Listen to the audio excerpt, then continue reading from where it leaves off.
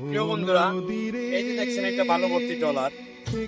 এই ট্রলারে যারা থাকে, যারা চাকরি করে, যারা কাজ করে, তারাও মানুষ, তারাও কোনো পরিবারের সদস্য, তারাও কোনো নারীর স্বামী, তারাও কোনো বাচ্চার বাবা, তারাও কোনো মানুষের ভাই বোন।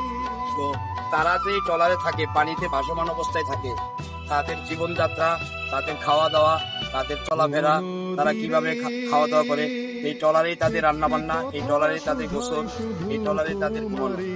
মোট কথা, পানিতে ভাসমান অবস্থায় তাদের সকল কর্মকাণ্ড সারতে হয়।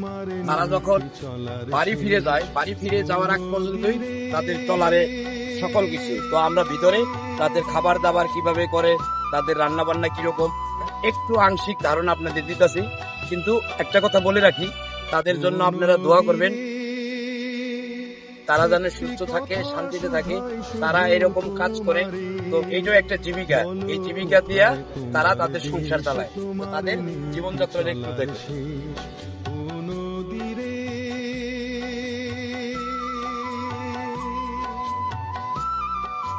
প্রিয় বন্ধুরা, এই যে বাইরা তারা এখানে থাকে, এখানে ঘুমায়, এখানে রান্না বান্না করে, এই পানিতে গোসল করে, এটাই তাদের জীবন। তো আমরা তাদের জন্য দোয়া করব, তারা যেন ভালো থাকে, সুস্থ থাকে, তারাও কোনো পরিবারের সদস্য।